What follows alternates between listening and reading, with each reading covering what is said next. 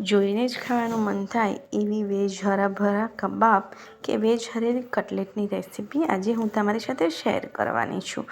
તો એકદમ સરસ ક્રિસ્પી અને એકદમ સરસ ટેસ્ટી એવી વેજ હરાભરા કબાબની રેસીપી સ્ટાર્ટ કરી. તો સૌપ્રથમ મેં એક જોડી જેટલી પાલક લીધી છે. ધોઈને સાફ કરીને આ રીતે મેં એને કોરી લીધી છે અને સાથે જ વટાણા લીધા છે 1 કપ જેટલા. તો એ પણ મેં સાફ કરી લીધા છે. તો અહીં મેં પાણીને ઉકળવા માટે મૂકી દીધું છે. પાણી ઉકળે એટલે આપણે થોડી શુગર 1 ચમચી જેટલી અને પિંચ જેટલો સોડા એડ કરવાનો છે, જેથી કરીને પાલક અને વટાણાનો કલર એકદમ સરસ ગ્રીન જ રહે. તો હવે સૌપ્રથમ આપણે વટાણા એડ કરીશું. તો 2 થી 3 મિનિટ સુધી વટાણાને આપણે બોઇલ કરવાના છે, એટલે કે બાફવાના છે.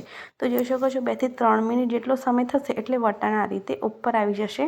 તો વટાણાનો કલર પણ એકદમ સરસ ગ્રીન એવો જળવાઈ રહેશે. તો હવે આપણે વટાણાને કાઢી લઈશું અને ઠંડા પાણીમાં એડ કરી દઈશું, જેથી કરીને એની બફાવાની પ્રોસેસ અટકી જાય. તો જોઈ શકો છો આ રીતે મેં સાઈડમાં ઠંડુ પાણી લીધું છે, જેમાં મેં બધા જ વટાણાને કાઢી લીધા છે. તો હવે વટાણા એકદમ સરસ કાઢી લીધા છે અને વટાણા ઠંડા થાય ત્યાં સુધી હવે આપણે પાલકને પણ બાફી લેવાની છે. તો હવે ખાંડ કે સોડા એડ કરવાની જરૂર નથી. એ જ પાણીમાં આપણે 1 જોડી પાલક મેં લીધી છે, જેને આ રીતે 1 થી 2 મિનિટ માટે ઉકળવા દેવાની છે. તો પાલકને વટાણા કરતાં ઓછી ઉકળવા દેવાની છે. તો 2 થી 3 મિનિટ સુધી ઉકળવા દેવાની છે. તો પાલક ઉકળીને આપણે એને ઠંડા પાણીમાં કાઢી લઈશું. તો એકદમ સરસ આ રીતે કાઢી લેવાની છે અને પાલક થોડી ઠંડી થાય ત્યાં સુધી આપણે જે વટાણા રાખ્યા હતા એને અધકચરા ક્રશ કરી લેવાના છે. તો જોઈ શકો છો મેં આ રીતે વટાણાને અધકચરા ક્રશ કરી લીધા છે. તો આપણે એને એક બાઉલમાં કાઢી લઈશું. તો વટાણાની આપણે પેસ્ટ બનાવી લીધી છે. તો હવે પાલકને પણ કાઢી લઈશું. તો પાલકને આ રીતે પ્રેસ કરતાં જઈને કાઢવાની છે, જેથી કરીને એનું વધારાનું જે પણ પાણી હોય એ બધું જ આપણે કાઢી લેવાનું છે. તો આ રીતે પાલકની પેસ્ટ પણ તૈયાર થઈ ગઈ છે. તો હવે મિક્સ કરી લઈશું. આપણે બધી જ પેસ્ટને આપણે એક બાઉલમાં કાઢી લઈશું.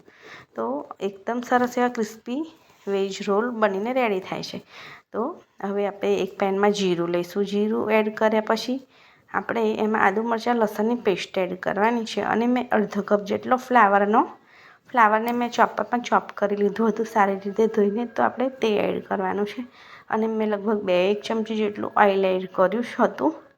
તો 1 કે 2 મિનિટ આપણે એને સાંતળવા દેવાનું છે અને કચરું સંતળાઈ જાય એટલે પછી આપણે ગાજરને પણ એડ કરવાનું છે. તો મેં ગાજર પણ અડધોથી પોણો કપ જેટલું લીધું છે, જેને પણ મેં ચોપરમાં એકદમ સરસ ગાજર એવું સાફ કરી અને ચોપ કરી લીધું છે. તો બધી જ વસ્તુને 5 થી 7 મિનિટ સુધી અધકચરી કૂક કરી લેવાની છે. તો જોઈ શકો છો હવે અધકચરી કૂક થઈ ગઈ છે. તો આ ટાઈમે આપણે પાલક અને વટાણાની જે પેસ્ટ બનાવી રાખી હતી એ પેસ્ટને અંદર એડ કરી દઈશું અને બધું જ મોઇશ્ચર એકદમ સરસ હટી જાય અને હાથમાં લઈને ટિક્કીનો શેપ આપી શકીએ એ રીતનું થાય ત્યાં સુધી ટેક્સચર આવે ત્યાં સુધી આપણે એને ચડવા દેવાનું છે. તો મિક્સ કરતાં જઈ અને ચડવા દેવાનું છે.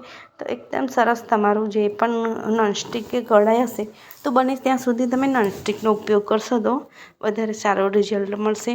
તો જ્યાં સુધી નોનસ્ટિક છોડે નહીં ત્યાં સુધી આપણે એને પકાવવા દેવાની છે અને સારી રીતે મિક્સ કરતું રહેવાનું છે અને હલાવ્યા કરતું રહેવાનું છે, જેથી કરીને નીચે ચોંટી ન જાય.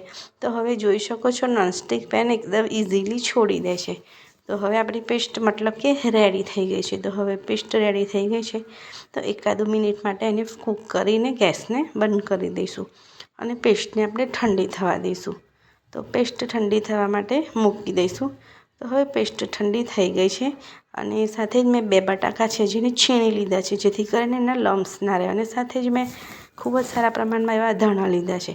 તો હવે 1 ચમચી નહીં, અડધો પોણો ચમચી જેટલું મેં બ્લેક સોલ્ટ એટલે કે સંચર પાવડર લીધું છે. 1 ચમચી જેટલી કસૂરી મેથી લીધી છે, જેને આ રીતે હાથેથી ક્રશ કરીને એડ કરવાની છે. 1 ચમચી ગરમ મસાલો છે, 1 ચમચી આમચૂર પાવડર છે, 2 ચમચી જેટલો મેં ધાણા જીરું પાવડર એડ કર્યો છે, પિંચ જેટલી હળદર એડ કરી છે અને 2 ચમચી જેટલું લાલ મરચું પાવડર એડ કર્યું છે. અને તમે ઈચ્છો તો પિંચ જેટલી સુગર પણ એડ કરી શકો છો. અને સ્વાદ અનુસાર થોડું મીઠું એડ કરવાનું છે. સંચર પાવડર એડ કર્યું છે એટલે મીઠાની એટલી જરૂર પડતી નથી. અને 4 થી 5 ચમચી જેટલું મેં બ્રેડ ક્રમ્સ એડ કર્યા છે અને 2 ચમચી જેટલો કોર્નફ્લોર એડ કર્યો છે. તો હવે બધી જ વસ્તુઓ સરસ રીતે આપણે મિક્સ કરી લેવાની છે અને મિક્સ કર્યા પછી આ રીતે એક લોટ બાંધ્યો હોય એ રીતે મિક્સ કરવાની છે. પણ જ્યાં સુધી આ રીતનું ટેક્સચર ના આવે તો જરૂર પડે તો તમે કોર્નફ્લોર અને બ્રેડ ક્રમ્સ એડ કરી શકો છો. તો બસ આ રીતે ટિક્કી બનાવવાની છે અને એને થોડી હાથેથી પ્રેસ કરવાની છે. તો તેલવાળા હાથ કરીને કરવાનું છે અને પછી ઉપર કાજુનો હાફ પીસ લગાવવાનો છે. તો આ રીતે આપણે ટિક્કીને વાળવાની છે. બધી જ ટિક્કી આપણે આ રીતે વાળી લઈશું. તો એકદમ સરસ છે ને, દેખાવમાં પણ જોઈને જ ખાવાનું મન થાય એવી ટિક્કી રેડી છે. તો હવે ટિક્કી સાથે સર્વ થતી ચટણી એડ કરીશું. તો મેં ધાણા લીધા છે, 2 થી 3 મરચાં લીધા છે, આદુનો ટુકડો લીધો છે અને સંચર પાવડર પિંચ જેટલું અને પિંચ જેટલું મીઠું એડ કરવાનું છે અને સાથે દહીં એડ કરવાનું છે. તો દહીંવાળી ચટણી હોય છે, એની સાથે સર્વ થતી ચટણી દહીંવાળી હોય છે, એટલે આપણે દહીં એડ કરવાનું છે અને ઠંડુ પાણી કે બરફના ટુકડા લઈ અને પીસી લેવાની છે. અને સાથે જ બીજી બાજુ મેં ટિક્કી જે વાળી હતી એને શેકાવા મૂકી દીધી હતી. તો થોડા તેલમાં આપણે એને શેકી લેવાની છે. તમે ચાહો તો વધારે તેલનો યુઝ પણ કરી શકો છો અને ફ્રાય પણ કરી શકો છો, પણ મેં હજી સેલો ફ્રાય કરી છે. તો ઓછા તેલમાં પણ એકદમ સરસ એવી ટિક્કી રેડી થઈ જાય છે. તો ટિક્કીને આપણે ગોલ્ડન બ્રાઉન કલરની કરવાની છે. તો જોઈ શકો છો એકદમ સરસ એવા ગોલ્ડન બ્રાઉન કલરની ટિક્કી આપણી રેડી છે. તો હોટલમાં મળતી ખૂબ જ મોંઘી દાટ એવી હરાભરા કબાબ કે હવે જ હરિયાળી ટિક્કી આપણી રેડી છે. તો એને સર્વ કરીશું એની સાથે બનાવેલી દહીંવાળી ગ્રીન ચટણીની સાથે. તો ટિક્કી રેડી છે. તો તમે પણ મારી રેસીપી